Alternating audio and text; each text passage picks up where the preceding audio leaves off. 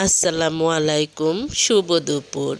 নিশ্চয়ই সবাই ভালো আছেন। আলহামদুলিল্লাহ আমিও ভালো আছি। আজকে আমি আপনাদের সাথে শেয়ার করব কিছু কথা, অর্থাৎ কিছু মানুষের বৈশিষ্ট্য। এই ধরনের বৈশিষ্ট্য আপনার যদি থেকে থাকে তাহলে আপনি আপনার বৈশিষ্ট্যটা ত্যাগ করার চেষ্টা করবেন। যেমন কিছু মানুষ আছে, কারোর সাথে কেউ ফোন দিলে কথা বলার সময় আমি অসুস্থ, মানে অসুস্থতার ভান করে। কেউ ফোন দিলে বা নিজেও ফোন দিলে অসুস্থতার ভান করে, অর্থাৎ আমি ভালো নেই, আমি অসুস্থ, আমার এইটা আমার সেইটা এগুলো বলে। এটা আসলে কিন্তু তারা আপনার কাছ থেকে কিছু লুকাতে চেষ্টা করে। এই ধরনের মানুষগুলো দেখলে আপনি বুঝবেন যে তারা আপনার সাথে মন খুলে কথা বলতে চাচ্ছে না। তাই তারা দেখা যায় যে আপনাকে অন্যদিকে আসক্ত করার জন্য আপনাদের সাথে এই ধরনের কথাগুলো বলে। যেমন এগুলো বললে আপনি আবার ফের আরেকটা কথা জিজ্ঞেস করবেন, এভাবে আপনি অন্যদিকে চলে যাবেন। আপনার সাথে তারা মন খুলে কথা বলতে চাচ্ছে না। হ্যাঁ, এই ধরনের মানুষ আছে।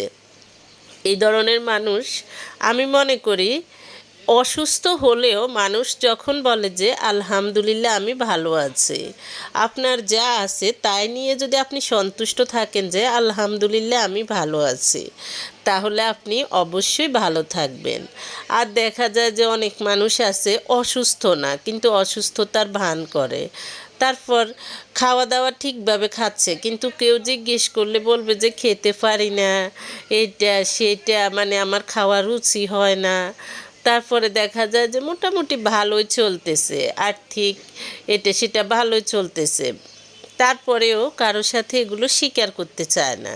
হ্যাঁ হ্যাঁ, ঠিক আছে, আপনি কৌশলে অ্যাভয়েড করবেন, কিন্তু আপনি যখন দেখা যায় যে এরকম ভান করে বলেন, তখন মানুষ আপনার এক কথা থেকে 10 কথা বানিয়ে বানিয়ে আপনাকে অপমান করবে, আপনাকে ছোট করবে। তাই এই ধরনের অভ্যাস যদি থেকে থাকে এগুলো অবশ্যই দূর করবেন। কারণ আপনার মধ্যেই লুকিয়ে আছে কোটি কোটি টাকার মূলধন, সেটাকে আপনি কাজে লাগাতে হবে। আপনি কারোর উপর নির্ভরশীল হবেন না। যেমন আপনি আপনার মেধাকে কাজে লাগিয়ে আপনি কোটি কোটি টাকা ইনকাম করতে পারেন। তারপর নাম্বার টু হলো অধিক পরিশ্রম করে আপনি কোটি কোটি টাকা ইনকাম করতে পারেন, তবে সেই পরিশ্রমটা হবে সঠিক পরিশ্রম করতে হবে। যেমন গাধা আর সিংহের মতো পরিশ্রম হলে হবে না। পরিশ্রম কোথায় করলে আপনার কী কাজে আসবে সে বুঝে শুনে করতে হবে পরিশ্রম। কার সাথে চলচল করলে, কার সাথে মেলামেশা করলে আপনার উন্নতি হবে, আপনি সেগুলো চেষ্টা করবেন। আপনি যদি আপনার কোয়ালিটি মেনটেন না করে শুধু আপনার সাথে একটু সুন্দর কথা বলে, করুণা দিয়ে কথা বলে, এই ধরনের মানুষের সাথে মিশেন, তাহলে আপনি আজীবন নিম্ন স্তরে আপনি পড়ে থাকতে হবে। আর আপনি যদি আপনার ধারণা, আপনি যেমন আছেন আপনার ধারণা তার চেয়ে বেশি রাখেন, আপনার কল্পনা তার চেয়ে বেশি রাখেন, তখন দেখা যায় যে আপনার কল্পনার চেয়ে আপনি অনেক উপরে উঠতে পারবেন।